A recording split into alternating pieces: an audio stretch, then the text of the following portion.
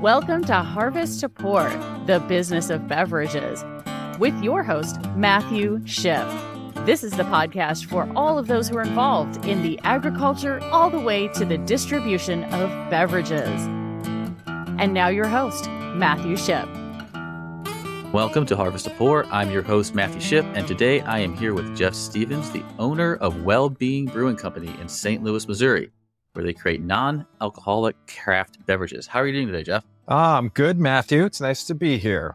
Thanks for being here. Yeah. So let us know a little bit about WellBeing, how it kind of came to be, what inspired you to create these non-alcoholic craft beverages, or beers they are. And just let us know how you got started. Sure. It's funny. I was a long-time beer marketer. So my early career started as a copywriter in an agency. And then if you live in St. Louis, at some point, you're going to work on some beer because there's a giant beer company here in town. And I became this copywriter, then creative director, and just kind of worked my way up this agency. And I loved the category. I ended up kind of working on in Bacardi, worked in London and New York, and worked on William Grant, Miller, kind of everything. And I like beer marketing. I like the stories of beer. I like the connections and the events and the promotions and the commercials, and everything about that was just a blast to work on. But I didn't drink. I quit drinking when I was 24. I was, come from a long line of people who should not be drinking, so that was just what it was. So I was in recovery, but I was a beer marketer and really liked it. So I would drink O'Doul's, wherever I went. I went out with clients all the time, and you're always trying to fit in, and everyone's ordering beer, and you're like, I guess I'm going to have an O'Doul's. And it's fine. O'Doul's, it is what it is. Then, craft beer happens, and all of a sudden, everyone's drinking IPAs and stouts and all these really amazing things. And I was like, there's got to be a way to make some decent tasting non-alcoholic beer, just something.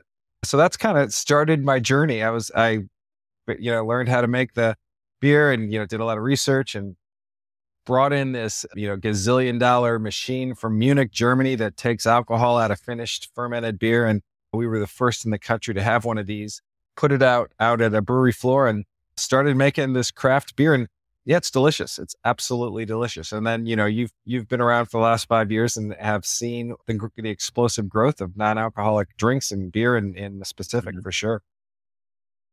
Oh yeah, definitely. Yeah. There's been a lot of the waters, the seltzers. Yeah, absolutely.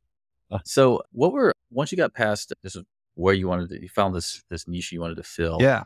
Some of the challenges, I'm sure there were some challenges. Oh yeah. You're bringing, you have O'Doul's, and that was like the only one for so long. Why do you think that might have been? And then to bring your craft non-alcoholic forward, what are some of those challenges getting started? Yeah, there hadn't been a non-alcoholic beer prior to that because there just wasn't a market for one. I think, we as a society just mindlessly drank alcohol in situations up until probably the mid 2000s or I would say 2014, 2015, 2016 is when I really started to hear the term mindful drinking, where I really, in the recovery circles and in some of I used to host a podcast about recovery and started hearing people recovering in the digital space and talking about why are people that aren't drinking, why are there so few choices? And it, in my own experience of walking into clubs and bars and restaurants across the country and being able to drink a dusty non-alcoholic beer or a Tap Gun soda or a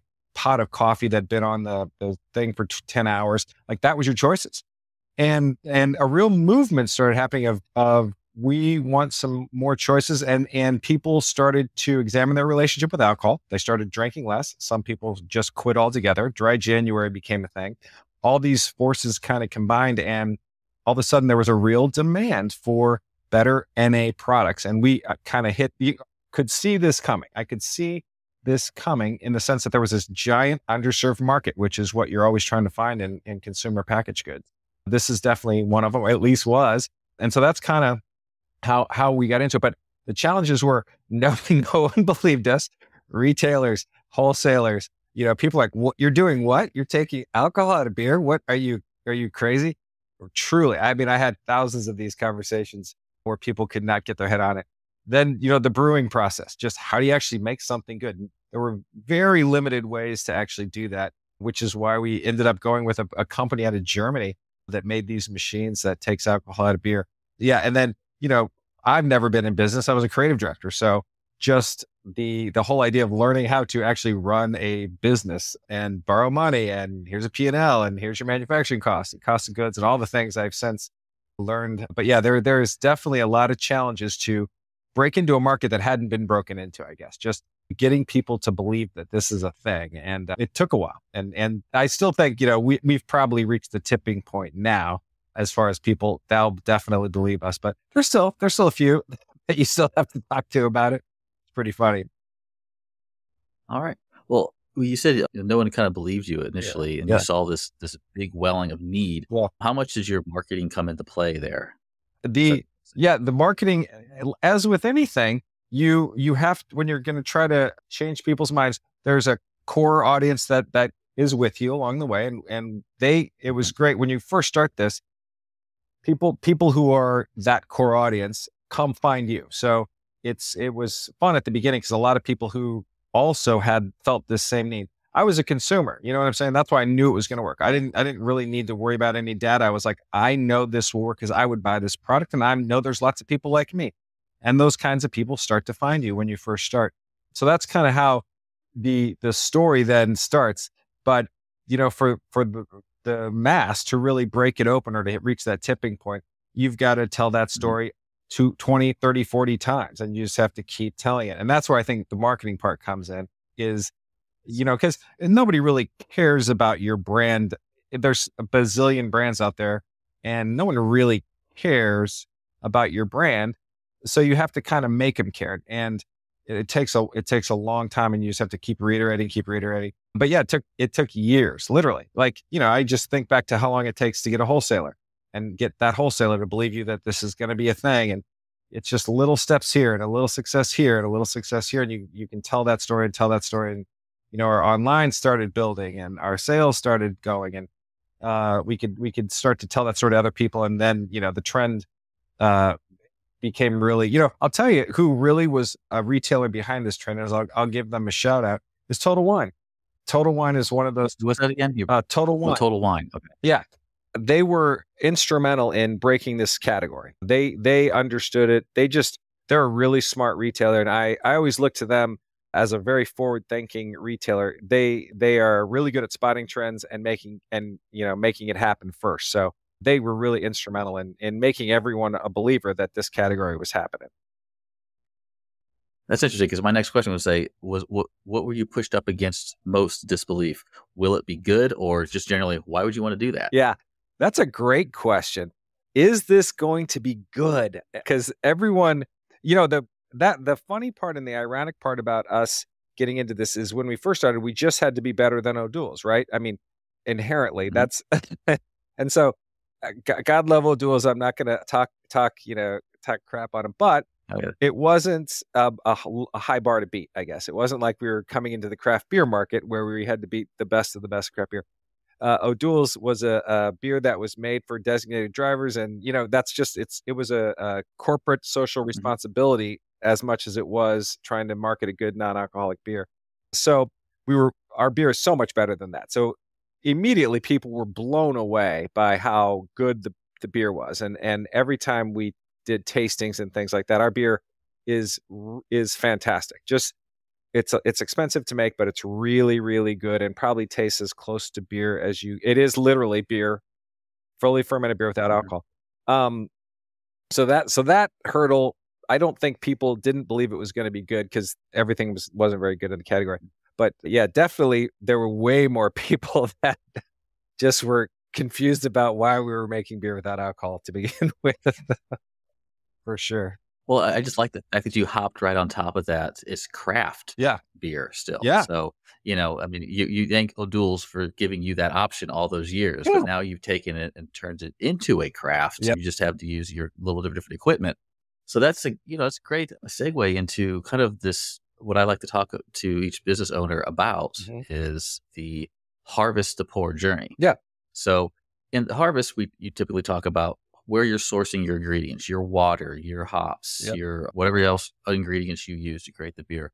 And then how you make that, this is what the craft is, uniquely yours. Now, obviously, the easy out as well. We don't make it with alcohol, but Yeah. there's way more to that. Sure. That's where the craft comes in. And there's a million craft brewers and roasters and Yep. winers out there, but they all make it somehow uniquely yours using very similar, if not the same ingredients. Yep. And I want to kind of get how you make that uniquely yours. And then finally, the pour is more like we got to talk a little bit about the marketing, how you get people interested, how you keep people coming back. What is your pool and how do you make that unique? So let's step back to the harvest. So where do you source and harvest, and what's your process for bringing those in, testing those out, and finding out what works best? It's interesting. So when we very first started, there was a couple brewers that we put this equipment in. So I'll talk a little bit about the equipment because I think it ultimately leads to the different methods we have to use to get to a craft beer. And the method, it's a de-alcoholization plant. And there's now several ways to make non-alcoholic beer. And we are actually using several different methods in making it. And everyone's kind of makes it in a different way. Our way is the more expensive way, but probably gives you the best final product as far as mouthfeel, body. I think that was really important because when you tasted a lot of the NAs that were on the market, they were using a technique back then where it was sort of like they didn't let it ferment because that's how you keep the alcohol out. So it was more of a wort and a sweet taste, and it had a lot of sugar in it. And that's what I think a lot of people didn't like about non-alcoholic beers. There's a real crispness and smoothness for fermented beer that people are just used to. This is what beer tastes like. And then there's this wort thing that was NA beer of the 70s and 80s. I don't know if you remember like busi, and there's some old brands like 70s and 80s that were basically just wort in the bottle with some carbonated water. So we bring this de-alcoholization plant in from Germany. And what it does is it takes fully finished, fully fermented craft beer and it lowers the temperature, puts the beer in a vacuum and stills the alcohol off. But you boil it at a temperature where it doesn't scorch the beer, it doesn't ruin the actual beer, which is what you'd normally have to, if you're going to boil the alcohol off, you'd ruin the beer. So what you're left with is the fermented beer that has that crisp body, crisp taste, very smooth, so that in and of itself was such a giant leap forward in how NA beer was made back, in 2018, I guess, when we started, I think that was, blew people's minds, just the fact that it was so good versus some of the NAs that had been on the market and what they were used to drinking. So when we started, we were like, okay, let's test this beer. We used one of the wheat beer and just ran it through the machine and it was delicious. And that's literally the same. It was this Great American Beer Festival, American wheat that the O'Fallon Brewing Company had used, and it had gone through several owners. But when they started 20 years ago, this was their recipe that turned out really, really good. And then as we started going through the process of making, we made a dark amber, we made a stout, we made a IPA, we've made all these different beers. We've learned what, basically as you make beer, you put hops in at the beginning and you can spend a lot of money on those hops. And then the de-alc machine will take out a lot of the aromatic characteristics of the hops, and then you have to redose them back into the final beer, which we end up doing. Or you have to add different hop oils at the end, which some brewers do and some brewers don't. But basically these hop oils are hop extracts. They're literally the liquid hop terpenes and flavorings in a water-soluble oil form. So they're hops like liquefied, basically extracted. They're just extracts. Just like, in the cannabis world, these are the same exact things, except for in the hop world. And you add that at the end of the process. So when we started learning how to make our craft beer, regular beer they'd add hops at this point, but we would have to add them at this point. And regular beer added this here, and we would have to add it here. So a lot of it was just trial and error, just kind of learning as you go. But, after doing this for four or 5 years, I guess, our beers, and it's really interesting, every iteration, and I'm sure craft brewers will tell you this, they get, every iteration, because you start, your recipes, they get refined over time and they just get better and better and better. And so I feel that happened to us. The 4 everyday beers we make are just delicious now.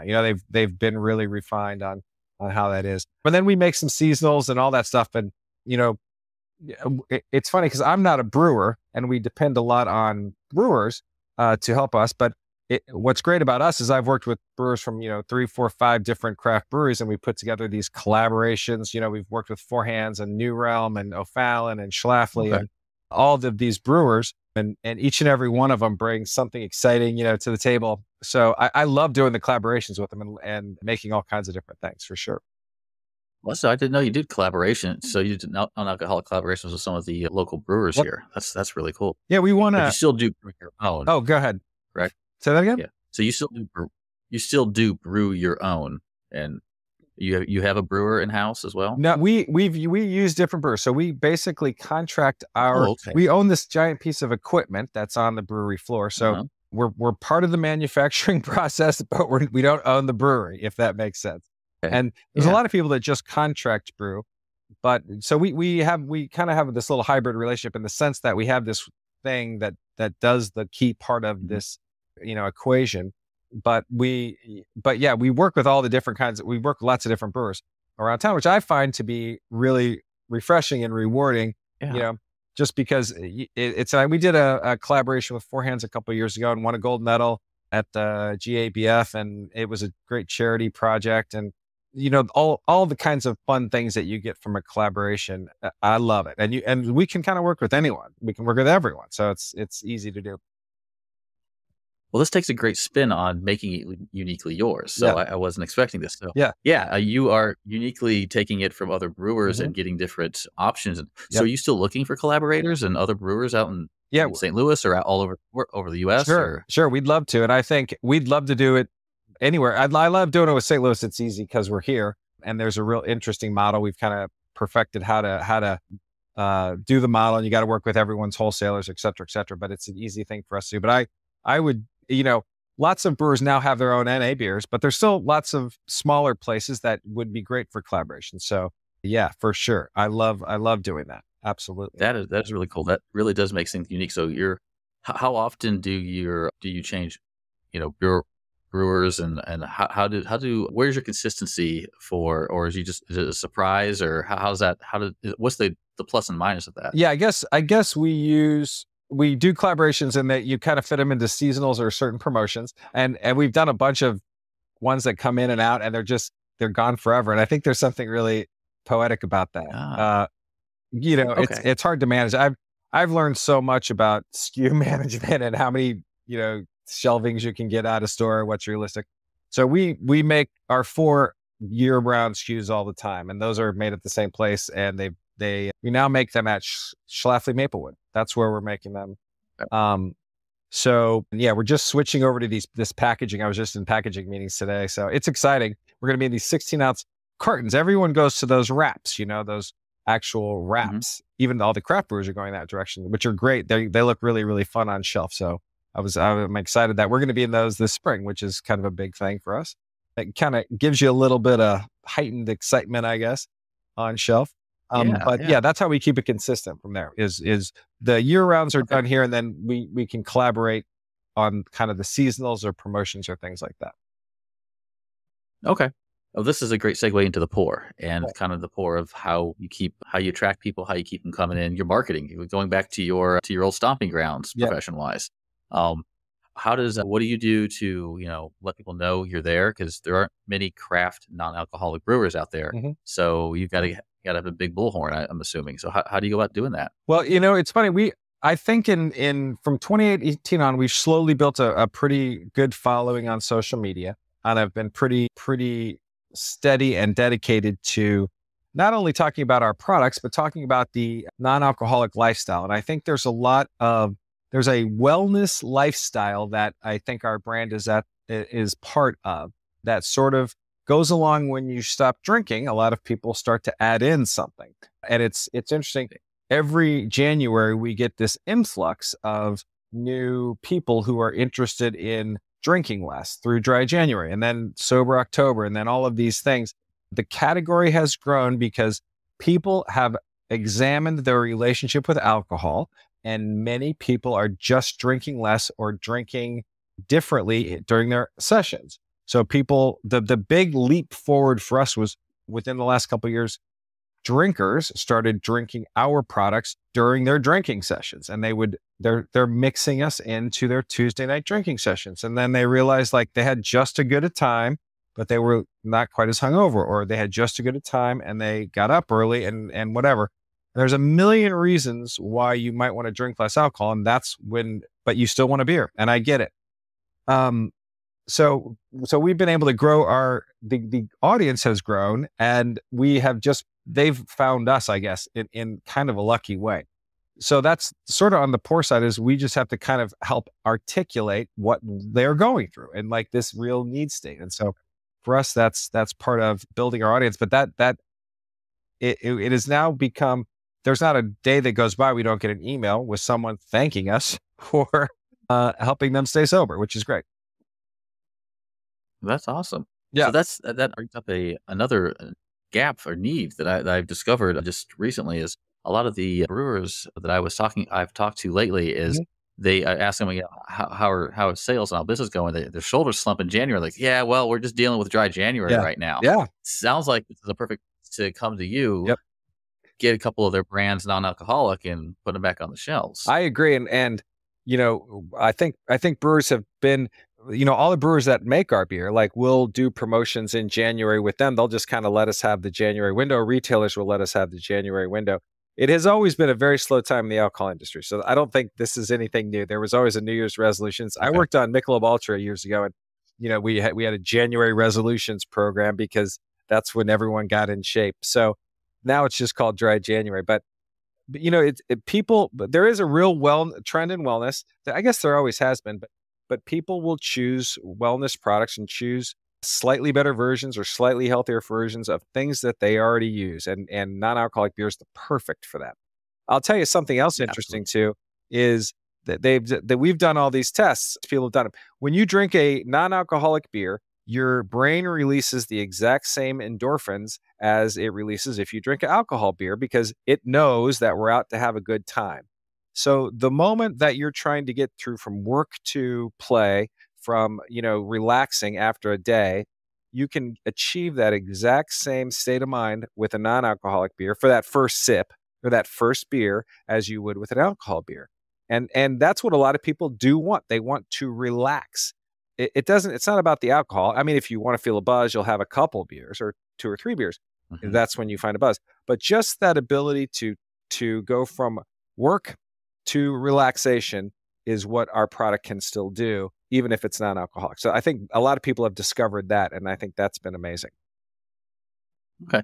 And last question about the pour is, besides on Dry January, those special things where people want to be non-alcoholic, who typically is your ideal client around that? And the reason I ask that is I was at a networking event, and I just let people know that, oh yeah, I'm going to be interviewing WellBeing Brewing. They're a non-alcoholic beer brewer. Yeah. And I had one lady just step out of the crowd, like right up on top of me, like really forward. And I was like, she's like, where is this place? She goes, this would have been nice to know during the Super Bowl. Like, I looked down and she's pregnant. Pregnant, of course. Yeah. So I was like, oh, okay. Give me a second. Let me find her real fast. That's for you. Funny. Yeah. She's very insistent. But yeah, who is your ideal client? Well, it's funny you mentioned that, because when we started, it was pregnant women and recovering alcoholics were our main target audience. You know what I'm saying? And yeah, we love pregnant women. Beer yeast actually helps with lactation too. So we're a great product all around. Cool. But since then, I think we have expanded into everyone who drinks. And I know that's a very broad category, but again, everyone who drinks alcohol is figuring out how to mix us into their current session. So really our audience is very, very wide. Having said all that, I think there's a lot of people that are athletes and in training, and people who use cannabis now are drinking non-alcoholic beer and mixing us into cannabis sessions, which makes a lot of sense. Mm-hmm. So I think that there's a real young, youthful. If I said what the target that we'd like to get is, or the target that you're always trying to get is, it's the next generation. Like that's what every consumer packaging good company wants to constantly be relevant to, is the new drinkers. When I look at this next generation of, I have 2 teenage boys and their friends, and just that 18 to 21 to 25-year-old kid, I don't know if alcohol plays the same role in their lives as it did in my life when I was that age. I think that generation has more choices, probably doesn't drink as much or as often. I think overall, because social media and just things like that are we're way more aware of drinking and driving. We're way more aware of, it's harder to get into bars. I mean, just all those things. The rise of cannabis, I think, has a lot to do with it. The fact that they're all gamers and they, a lot of their socialization is online. So I think there's a real interesting place for these non-alcoholic drinks in their lives. And so I'm excited about that because it's just, it sort of means you're at the forefront of marketing. You're going to do fun programs. You're going to be involved in music and sports. And that's the kind of thing that I think beer's always done really, really well. Oh, that's good. All right. So I'm going to move on to the next piece. So we were talking earlier and you mentioned that you had come over, you had just getting over the hump of some big challenges you had a year or two ago. Yeah. And, what are right now, since you've started to overcome these, what is your biggest open challenge right now? It's funny. Our biggest challenge has always been, and because, at the very beginning of when we very first started, we kind of went down two paths. We could have owned a brewery and brewed beer and owned our own brewery, or we could contract brew. And in many ways, if you went down the path of raising capital to buy a brewery, et cetera, when we first started, we didn't ever go that path, but it's also an incredibly more expensive path, right? If you think about what it takes to buy and operate a brewery versus what we wanted to do, which was just contract brew beer and do the sales and marketing, which is what we enjoyed doing. So we never really have been able to keep up with demand. So we've always had more demand than there is supply. And last year, one of our and that has been the singular problem that I didn't foresee. And you just sort of hedge your bets thinking, I don't know. I was not a manufacturing operator. It's a lot to take on, to go that path. So some of the challenges have always been we've never had enough capacity or enough dedicated capacity to truly grow based on what the demand was. We've always been behind. And then last year, the entire category for beer, as you may or may not have known, especially in Missouri, but it was a tough year for craft brewers. Starting in January of 2023, I would say, and our brewer went bankrupt last year. O'Fallon Brewery, and this isn't a secret. It's it's been in the news. Everyone's read about it. And then some of the other brewers here in town. There's been lots of layoffs, and just the industry has had a tough time. Part of it is because people are drinking less, and we created this. So on one side, I'm like, we sort of created this same problem that is now biting us in the ass. Ironically enough. The other part of it was cannabis got legalized in Missouri right in January of that same year. And I think that had something to do with it. So there was a bunch of factors possibly that played a role in this. But that was a huge challenge for us because we stopped brewing, which is an awful place to be, is you can't satisfy orders. We have since, found another brewer and gotten through it and we're back going again and all that stuff. But yeah, I think moving forward now, we are more in a category with a lot more players, a lot more competition than there ever has been in this category. We still need to figure out how we can grow with the manufacturer that can make the product. And I think we're getting there. So that's always been a challenge. And then I think, we're getting our online store back online. We were forced to not have it going last year for a long time, and getting that back up and seeing where the market is for those products online, if people are still shipping and just how that goes. So yeah, we're faced with some of those regrowing pains, as I like to say, but I'm certainly grateful that we're back doing it because I miss, I'm just grateful with where we're at right now because it feels like we're definitely going in the right direction. So. Well, that's awesome. So yeah, right now, your biggest challenge right now is just still keeping up with capacity and just finding out, since you had to step out of the market, stepping back in and seeing where things are. Yep. That's exactly. Okay. Our wholesale market was always there and we kept selling as much as we could through that. We just have never been able to make what we need for orders, but we're now starting to do that. So, and then we'll see. So yeah. And it's funny. You probably know this and talk to a lot of brewers. How big does your company want to be? Local, statewide, regional, national, all those things. And it's strange. You can be a wildly successful brewer in St. Louis and just be dedicated to your mile radius around your brewery. You know what I'm saying? And just have Yes. awesome beers, great service, awesome food, and do a great business. And here's your customer base.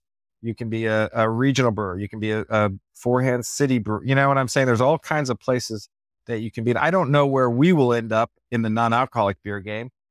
If we'll ultimately open a tap room where you only serve non-alcoholic drinks, or mainly serve. I mean, is the world ready? Is St. Louis ready for an NA tap room? I don't know. We'll see. But I think those are all kind of fun things to think about. Yeah, that's great. So I was going to ask, where do you see, or where do you want to take your business next? Yeah, it's interesting. I'd love to do a physical space. I think trying to figure out what a non-alcoholic, people go to craft breweries and everyone knows what that experience is like. And you play games and they have families are there and it's a hangout on a Sunday and all of that. And everyone knows what that experience is like. People go to health clubs and fitness centers and, people go to vegan restaurants and smoothie bars. And when you think of something like WellBeing Brewing, with beer, non-alcoholic, and what else is there? I don't know. I think that's where I'd love to figure out what the physical space would be, what that experience would be like.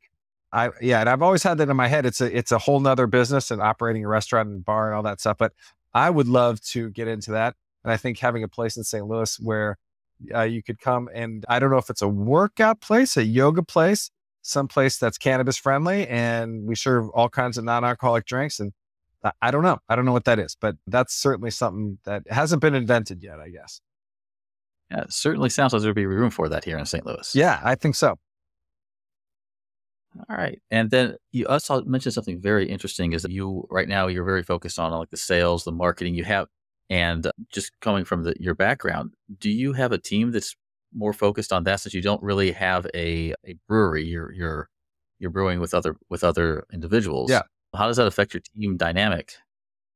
As far as, the team that we have now, we last year we had to basically, the team that we had we got them all jobs in the business, better, really great jobs doing stuff, as we had to have this pause in our business and getting that back going. I guess we've always had a really small team anyway. I think at the height, there was 4 of us running the whole company. Mm-hmm. So now it's just my wife and I that are doing it full time, but we have lots of freelancers and contractors that do various bits of our business. And so that's just sort of how we've been doing it since we don't own this physical space.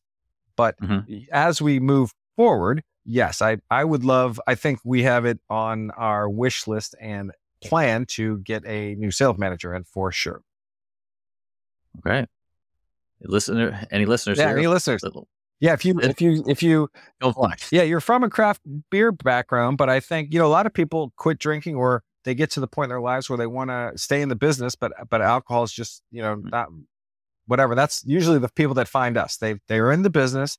They want to stay in the business. They love this business just like me, but they don't drink. So that's who, and not that you can't not drink or whatever, but it's a good place to start, I guess. Who love the science and the culture of what you're doing. 100%. Yeah, there is a culture. It is absolutely the beer, all the beer festivals, all the things that we do every year in St. Louis, all these awesome things that come up. There is a scene for sure. There is a scene, and it's a great community. Yeah. Speaking of community, and obviously your unique product and how it affects the community, what kind of, I guess, trends or what kind of impact do you see you're making right now within the community? I think, a lot of what we have gotten into, and I don't know if this wasn't already there, but when you add, the kinds of experiences in the health space that, the yogas and the Tough Mudders and the runs and the places that Gatorade or whatever has been a sponsor of, we sort of bring a lot of craft beer into that space. And I think that's exciting. And I think, craft beer has been in that space before. I'm not saying that, but I think there's a real alignment with what we are and those kinds of events. So, there's the craft beer festivals and the bars that you go to and you're there to drink. And then there's all these experiences where you're there to be fit, or they're athletic kind of well-being vibes, yoga festivals and things that we've really been able to add to. And I think that's an exciting part for us, is to bring craft beer into these, events that probably didn't have craft beer before. So that was fun. That's been really, really fun for us. Yeah, I remember way back, it's probably 70s, 80s, they used to say that after your marathon, the best thing you can drink is not water or Gatorade, it was beer, because the alcohol lowered ADH levels and helps you flush your system out faster. You are so right. It has been proven that non-alcoholic beer and post-marathon is because of there's these thing called polyphenols in beer. And, you don't want the alcohol, but everything else in the beer is something that's great for sports recovery specifically. There, we have anti-inflammatories and they help you rehydrate, obviously. So yeah, you're exactly right. That is absolutely true. And has since been proven by science in several studies. Where non-alcoholic beer is like the perfect tonic post-workout. And we have awesome. A beer called Victory Wheat that has more electrolytes than Gatorade. We made a beer called Victory Wheat that is cool. that has more electrolytes than Gatorade in it, and it's delicious. It's a Blue Moon. In fact, the founder of Blue Moon was one of our collaborators on it, and he helped us make this beer. We've got the same flavoring. It's literally the same vibe as Blue Moon, just a non-alcoholic version with this thing and electrolytes. So that's been a really fun project, because you're exactly right. That's exactly what it was made for. Well, if hyper sugared sports drinks aren't your style, go for the non-alcoholic Blue Moon. That's awesome. Yeah, there's 35 calories and a ton of electrolytes. It tastes delicious. Yeah, that's awesome. All right, so what's a couple last questions here? What's one thing you would say you've learned most in your career of doing this and just coming up through, your marketing background all the way to owning your own business? Yeah, it's funny. Let's think here. What the lesson that I've taken away from doing all this, it's owning your own. This has certainly been the hardest thing I've ever done. Starting a business and owning a business is a really, really hard thing to do. Manufacturing specifically, and we're at the mercy of a manufacturing business, and whether you own one or not, I think it's a hard business to get right.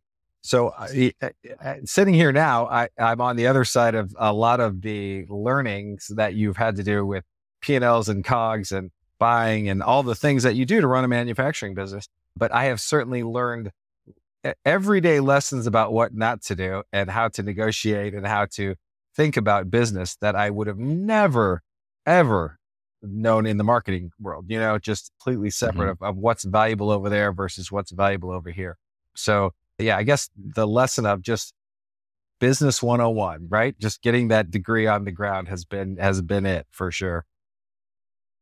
Absolutely. Yeah. I come from a science background. I went from being a recluse with a pipette to learning how to build a business, sell what I'm doing and moving it all forward. So I feel you. That's funny. Well, how did you get involved in beverages specifically? Are you a beer guy? You must be a beer. You must love beer. Beverages found me, honestly. So I started with a coffee shop, and I've worked with a bakery and a creamery. And I'm been doing small things here for some breweries, but not a whole lot. Yeah.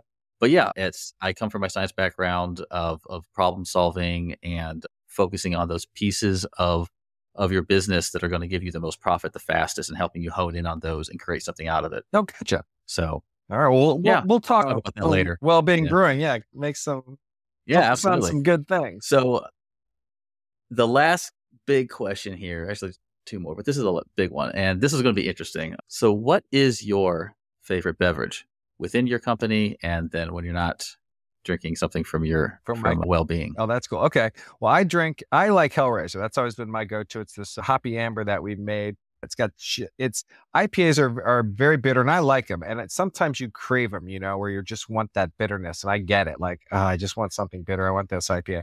But for every day where you're just, you want a little more than a lager, there's this Hellraiser is this really perfectly balanced spicy hopped amber that just is easy drinking and yet has just that little bit of bitterness and this really awesome floral aroma to it. So that's my favorite of our products that I drink all the time.